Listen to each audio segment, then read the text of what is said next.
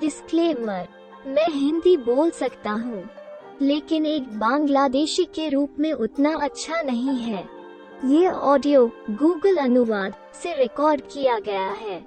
मैं आने वाले वीडियो में कभी भी किसी भी जानकारी का हवाला नहीं दूंगा।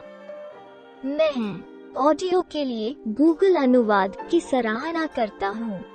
यही कारण है कि आपको हिंदी बोलना शुरू कर देना चाहिए अभी।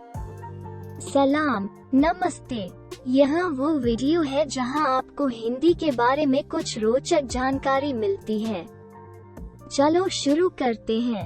हम बंगाली, जो केवल दैनिक जीवन के लिए बंगाली भाषा बोलते हैं और उसका उपयोग करते हैं, सामान्य रूप से शायद ही कभी हिंदी बोलते हैं, क्योंकि बंगाली बांग्लादेश की आधिकारिक भाषा है। वस्तुतः यहाँ हर कोई बंगाली को राष्ट्रीय चीज के रूप में बोलने का पालन करता है। इस तरह के पूर्वाग्रह भविष्य में एक समस्या हो सकते हैं, इसलिए मैं उन्हें अभी ठीक करने के लिए तैयार हूँ। हिंदी एक ऐसी भाषा है जो उस युग की बढ़ती हुई समस्या का सामना करने के लिए विशुद्ध रूप से विकसित हुई है, क्योंकि समय के साथ कई भाषाओं के बोलने वालों के बीच संघर्ष बढ़ता गया और उन्हें एक निश्चित समय या स्थिति में एक दूसरे को समझने में कठिनाई होती थी। सादगी के लिए भारत के शीर्ष रेटेड लोगों द्वारा एक सुविधाजनक समाधान के साथ आने के लिए त्वरित रूप से लागू करने योग्य शिष्टाचार के बारे में सोचा गया था। परिणाम के रूप में हिंदी की भाषा का जन्म हुआ। एक अनुमान के अनुसार लगभग 49% बांग्लादेशी सक्रिय रूप से हिंदी फिल्में, नाटक और श्रृंखला देखते और सुनते हैं। साथ ही देश में 85% या इससे अधिक लोग हिंदी भाषा से परिचित हैं, लेकिन शायद ही कोई इसे बोलता है। लेकिन इसमें कोई आश्चर्य की बात नहीं है। हिंदी में कई बोलियां और बोलने के तरीके के साथ साथ शब्दावली समृद्ध उच्चारण भी हैं। हिंदी बोलने का कोई मानक तरीका नहीं हो सकता है, क्योंकि इसका व्यापक विस्तार है।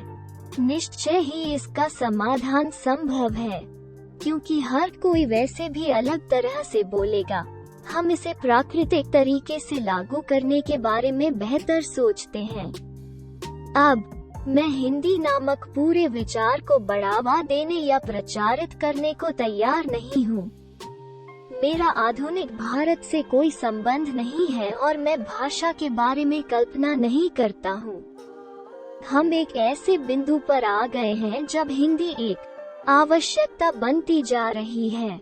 तो इसके सम्मान में मैं आपको बता दूं कि आपको हिंदी बोलने की आवश्यकता क्यों है। क्या आपने दुबई नाम की किसी जगह के बारे में सुना है? हो सकता है कि आप एक बयान दें कि मुझे इसके बारे में हाल ही में पता चले। बात यही नहीं है। मध्य पूर्व में वर्तमान में लाखों दक्षिण एशियाई प्रवासी हैं जो विभिन्न नौकरियों में भाग लेते हैं और बांग्लादेश, भारत और पाकिस्तान को प्रेषण वापस भेजते हैं। क्या आप बता सकते हैं कि अगर लाहौर, चंडीगढ़, हैदराबाद, चेन्नई और ढाका के लोग हैं, फिर कैसे है वे एक दूसरे के साथ संवाद करते हैं? हाँ, यहाँ वो जगह है जहाँ आपकी कोई असहमति नहीं है। हिंदी ही एकमात्र कारण है जो पूरी स्थिति को काम करती है।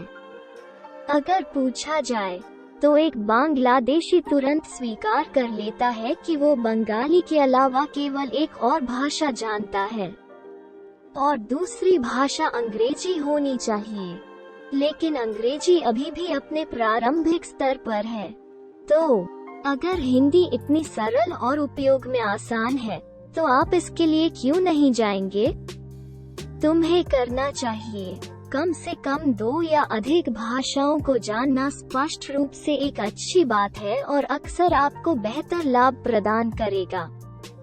यही मैं आपको बताना चाहता हूँ। मैं इसके बारे में एक व्लॉग भी बनाऊंगा। सुनिश्चित करें कि आप मेरे YouTube चैनल पर ध्यान देते रहें। आप सभी को धन्यवाद।